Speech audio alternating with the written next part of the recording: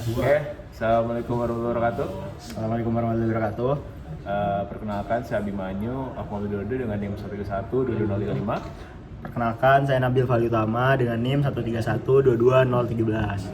Oke, pada kali ini kita bakal ngejelasin tentang sistem termofluida pada benda yang bukan sistem termal. Kebetulan kali ini tuh kita ngambilnya powerbank nih, karena ini sering ditemuin juga di kehidupan sehari-hari. Oke, jadi sekarang saya akan menjelaskan tentang cara kerja sistem sistem powerbank. Jadi powerbank sendiri ada 4 subsistem gitu. Yang pertama adalah ketika dia mengisi daya, yang kedua adalah penyimpanan daya, terus yang ketiga adalah ketika powerbank mengeluarkan daya yang telah disimpan untuk pengisian daya pada perangkat seperti HP ataupun perangkat-perangkat elektronik lainnya, dan ada yang ketiga pengaturan dan perlindungan agar tidak konslet. Oke, jadi yang pertama pengisian daya. Powerbank sendiri ketika powerbank dicolokkan ke sumber daya listrik melalui port input, arus listrik mulai mengalir menuju sirkuit pengisian. Habis itu sirkuit ini punya tugas penting, yaitu mengubah arus listrik yang diterima menjadi bentuk yang sesuai untuk mengisi baterai internal powerbank. Habis itu dia juga dikontrol oleh microcontroller yang merupakan otak dari powerbank tersebut untuk memantau proses pengisian ini untuk mencegah overcharge dan memastikan bahwa pengisian berlangsung dengan aman. Oke, selanjutnya ada penyimpanan daya. Setelah daya listrik masuk, energi listrik yang telah diubah kemudian disimpan dalam baterai internal powerbank. Kapasitas baterai ini menentukan berapa banyak energi yang bisa disimpan dan nantinya digunakan untuk mengisi perangkat lain. Jadi semakin besar kapasitas baterai, semakin banyak daya yang dapat disimpan dan digunakan. Terus ada pengisian daya pada perangkat. Jadi setelah dia disimpan, bakal dikeluarin lagi ke perangkat-perangkat seperti HP ataupun alat-alat elektronik lainnya. Misal nih, saat perangkat seperti HP dicolokkan ke port output powerbank, microcontroller akan mengaktifkan sirkuit pengaturan tegangan. Sirkuit ini memastikan bahwa tegangan keluaran sesuai dengan kebutuhan perangkat yang diisi. Arus listrik kemudian mengalir dari baterai internal powerbank ke HP ataupun perangkat elektronik lainnya melalui kabel USB, sehingga baterai dari HP tersebut akan bertambah karena masuk daya dari powerbank, sedangkan daya pada powerbank bakal berkurang. Terus ada pengaturan dan perlindungan. Jadi microcontroller selain mengatur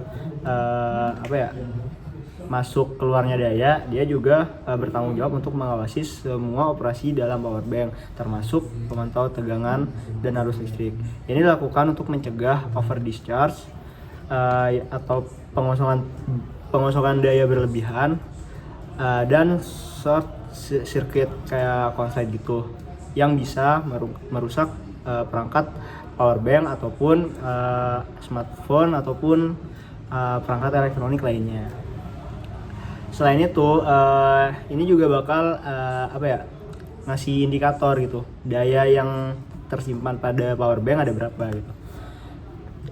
Jadi karena ada indikator tersebut, bakal tahu nih kapan waktunya diisi ulang. Nah ini sini, ini buat masuk daya sama keluar daya, dan ini ada indikatornya di sini.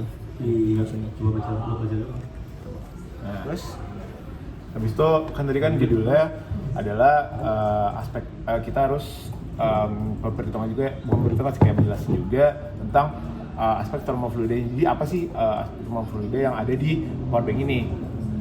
Nah, yang pertama kita coba jelasin cara kerjanya dulu deh, atau mungkin komponen dulu kali ya. Nah, komponennya di sini yang sangat berhubungan dengan termofluida adalah casingnya, yang mana kebetulan pada powerbank ini terbuat dari aluminium. Casing yang terbuat dari aluminium, yang mana dia memiliki daya hantar panas yang cukup baik. Nah, bahan konduktif ini seperti seperti namanya, dapat mengalirkan panas cukup baik sehingga dia bisa mendisipasikan panas kepada lingkungan sekitarnya. Cara kerjanya bagaimana?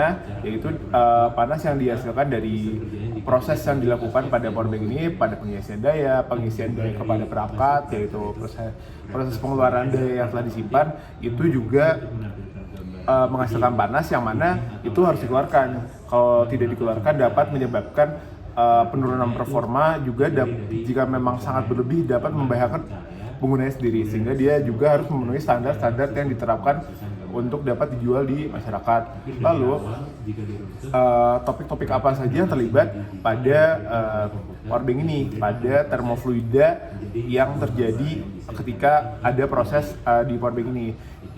Proses yang paling utama adalah proses konveksi, di mana ketika memang ada panas dan ada aliran udara di sekitarnya, ini akan terjadi proses konveksi. Secara spesifik, ini merupakan proses konveksi bebas pada bidang datar. Jadi, di mana dia akan terbentuk sedikit boundary layer ketika memang ada aliran udara, sehingga dia ada boundary layer itu, dan panasnya juga bisa terdisipasi keluar. Selain itu, ada juga dua aspek perpindahan panas lain yang terjadi, yaitu radiasi, di mana radiasi adalah energi yang memang dipancarkan oleh sebuah zat atau partikel yang memiliki temperatur lebih dari 0 Kelvin.